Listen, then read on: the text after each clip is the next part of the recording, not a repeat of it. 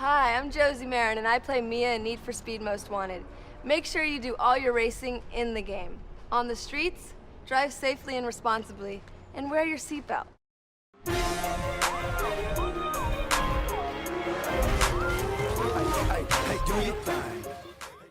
Need for Speed'in en sevilen oyunları: Most Wanted, Underground, Carbon. Peki bu oyunlar neden artık satılmıyor? Ya da bu efsaneler için bir remake veya remaster neden gelmiyor? Ben Sinan. Bugün bu soruları yanıtlayacağım. İyi seyirler. Need for Speed'in altın çağı. 2003'ten 2006'ya kadar çıkan Underground, Underground 2, Most Wanted ve Carbon. Bunlar sadece oyun değildi, bir dönemin ruhuydu. Modifiye sistemleri, efsane soundtrackleri, polis kovalamacaları. Ama bu oyunlar şu an neden EA Play dahil hiçbir yerde yok? Başlıca neden? Lisans sorunları. İşin en büyük sebebi lisanslar. Bu oyunlarda BMW, Nissan, Porsche gibi birçok markanın arabaları var.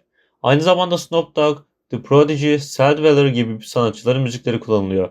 Ama tüm bu içeriklerin lisans süreleri doldu. EA'in bu oyunları tekrar satabilmesi için tüm bu lisansları yenilemesi gerekiyor.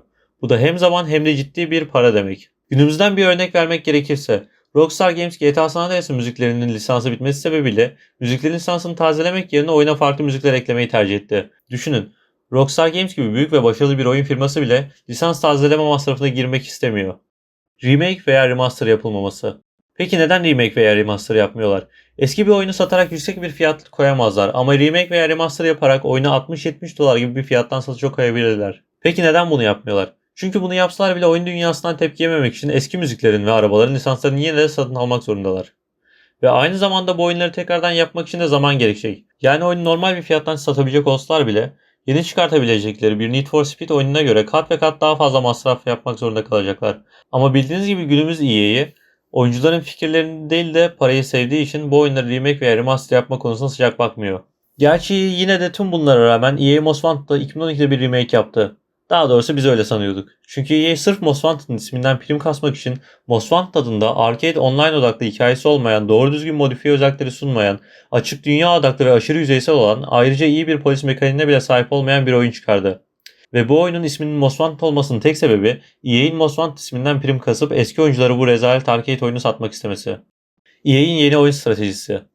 EA artık hikayeli yarış oyunları yapmak yerine online odaklı mikro ödeme sistemleriyle dolu oyunlar yapıyor.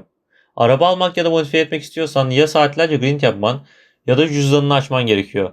Bu arada modifiyeden kastım görünüş değil, performans. Çünkü yeni Need for Speed oyunlarında eski oyunlardaki kadar ayrıntılı bir modifiye sistemi ne yazık ki bulunmuyor.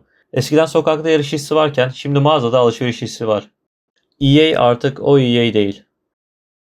Eskiden EA yenilikçi bir firmaydı. Şimdi ise riske girmeyelim, bildiğimizden şaşmayalım kafasındalar. Bugünkü EA'den Underground tarzında Most Wanted'ın havasında bir oyunun çıkması neredeyse imkansız. Peki ne yapabiliriz?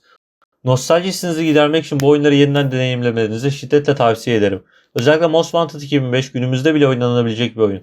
Bu oyunları oynamak için PlayStation 2 emülatörü kullanmanızı öneririm çünkü Retro Achievements desteğiyle bu oyunları oynarken başarımlar kazanabilirsiniz.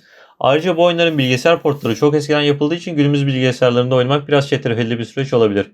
PlayStation 2 emülatörünü nasıl indirip oyunu yükleyebileceğinizi öğrenmek için şu videoyu izleyebilirsiniz. Ama bu oyunları illa bilgisayar portları üzerinden oynamak isterseniz ekrandaki modları indirerek oyununuzu günümüzde oynanabilecek bir vaziyete getirebilirsiniz.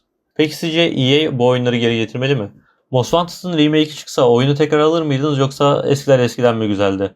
Ayrıca bu videoyu beğendiyseniz 4.99 euro daha vererek videonun geri kalan kısmına da erişebilirsiniz. Şaka şaka. Sadece like ve yorum atarak bana destek olabilirsiniz. İyi günler dilerim.